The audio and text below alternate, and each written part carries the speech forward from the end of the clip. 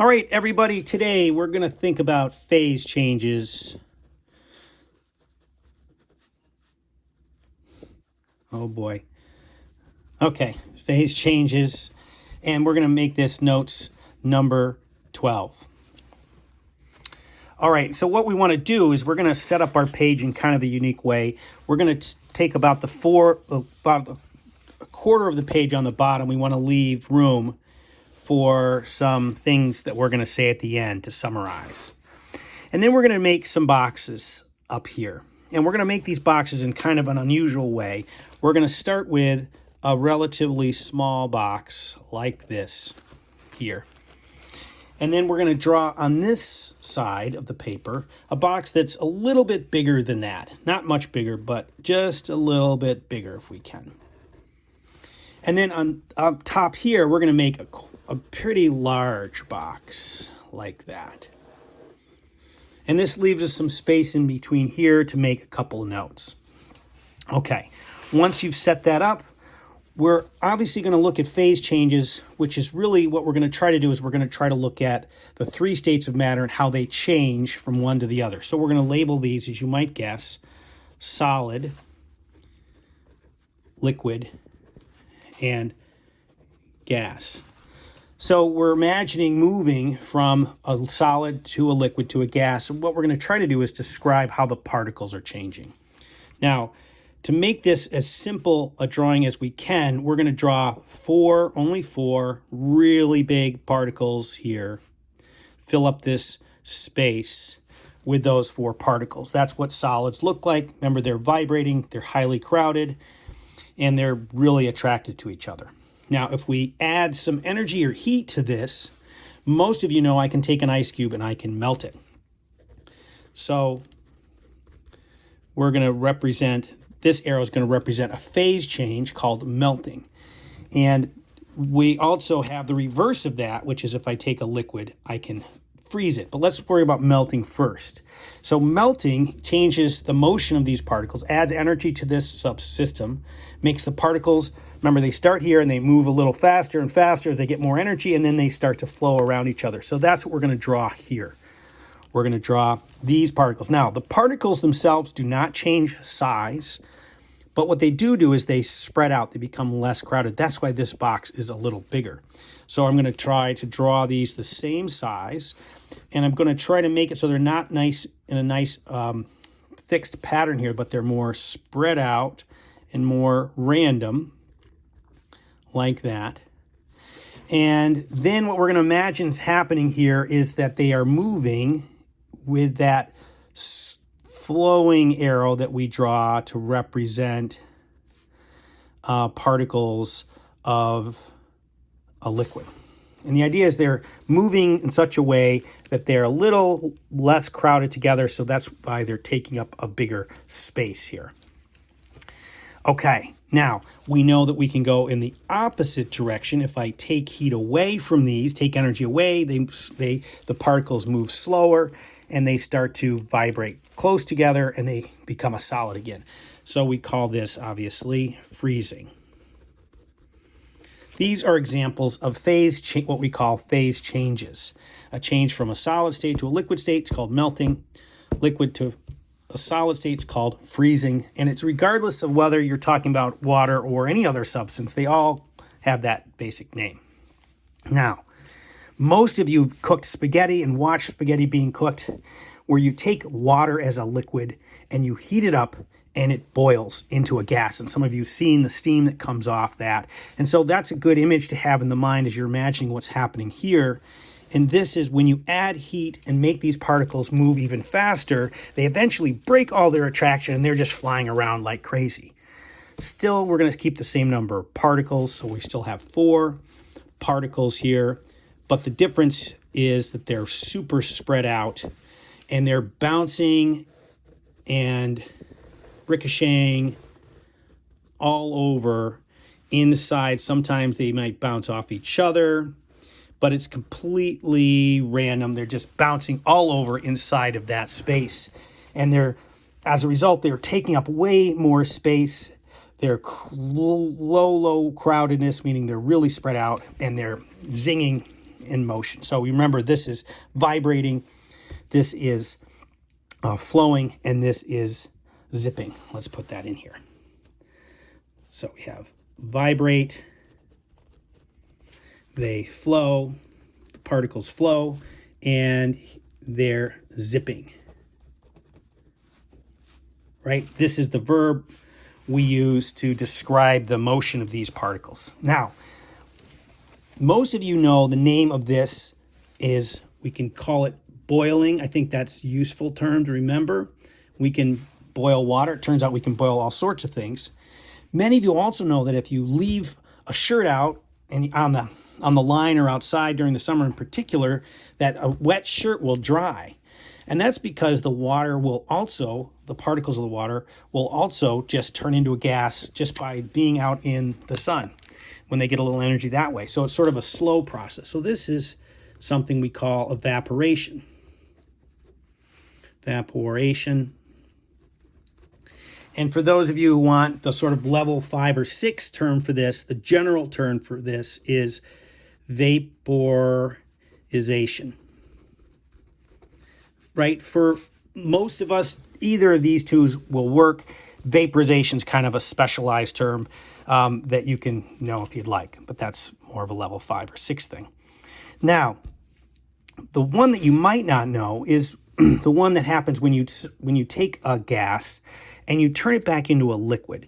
Now, most of you have gone outside when it's really cold and you see the air coming out of your mouth and it turns into this white smoke. That white smoke actually are tiny little water particles forming. And so the name for that, you might remember, this is condensing or condensation. Oops, sorry.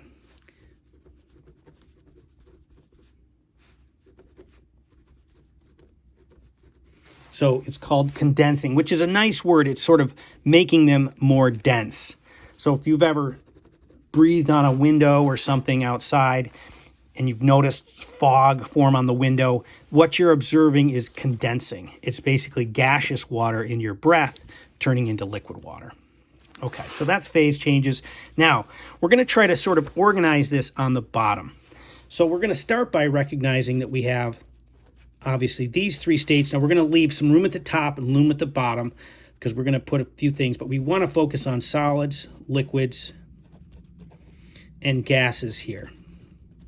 And if we focus on their particles, which we have been doing, particles, okay, so we focus on their particles. There's 3 characteristics of their particles that we've been focusing on.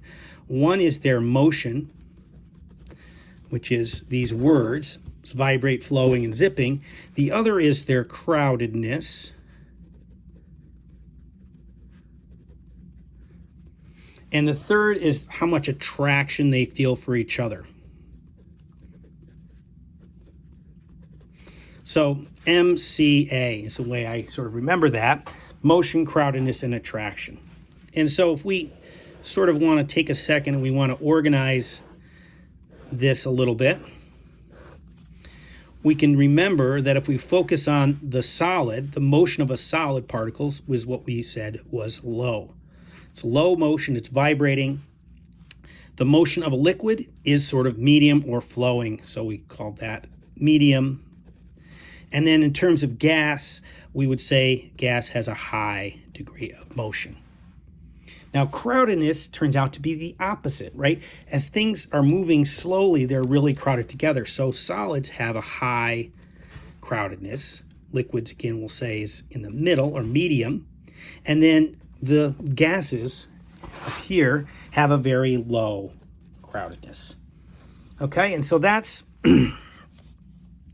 that's one way we can sort of quickly organize what's happening here. And we can say that, okay, as we go from a liquid, solid to a liquid to a gas, their motion is increasing, so they're going from low, medium to high. And then they also go from being low crowded to medium crowded to very low crowdedness. So high crowdedness, medium crowdedness, low crowdedness. So their crowdedness decreases. Now, it turns out that crowdedness and attraction are kind of linked. The closer those particles are together, the more attraction they feel with each other. So we can use the same thing for crowdedness and attraction. And that's kind of a handy thing that's going on there. That is, particles up here really not attracted to each other at all. Just a little attraction here and a lot of attraction down there. Okay, so that's a good place to stop for level 3. But I'm going to move on to level 5 stuff because there's a couple things we can think about for level 5. But if you're at level 3, you can pause and stop there. But for level 5, folks, there's an interesting thing we can do for a minute, which is we can think about not just the particles, but we can think about the substance and what we measure about substance. So if we look at the mass for a minute, we remember we measured mass.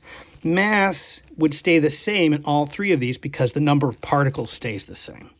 So no matter as long as we're keeping particles the same and not losing particle, mass stays the same. So mass stays equal in all of these if we keep the number of particles the same. Now, what's kind of cool is we can focus on volume. Now, volume is actually tracking with the motion. So if we put volume down here, the more motion these have, the more volume they have. And so volume of the substance changes the way the motion of the particles changes as you add energy to the system. Okay? And then if we wanted to go a little further, we could think about crowdedness. And most of you can sort of guess what crowdedness tracks with. It's that concept of density because we're looking at how packed together the particles are. So crowdedness is related to the substance's density. Okay? So we have the things we measured in sort of macroscopic terms, big picture things like mass, volume, and density, and we can now explain the changes we see in substances based on particles, which is a really awesome thing to do. Now, the thing we should mention here, however, is just a really quick note, which is that this is for not water. Okay? Most of you are familiar with some of the ways that water is weird. We'll talk more about that. But these are for non-water substances. And we'll deal with that a little bit more. The very last thing that I wanted to bring up is for, again, a level 5 idea, is this idea of these 2 other phase changes which you might have had some experience with. If you've ever seen dry ice, you've noticed that dry ice does this cool thing which it goes straight from a solid into a gas. Makes all these cool things happen along the way, but this is called sublimation. They have a name for that phase change as well. It's basically when you take a solid and it goes straight into a gas.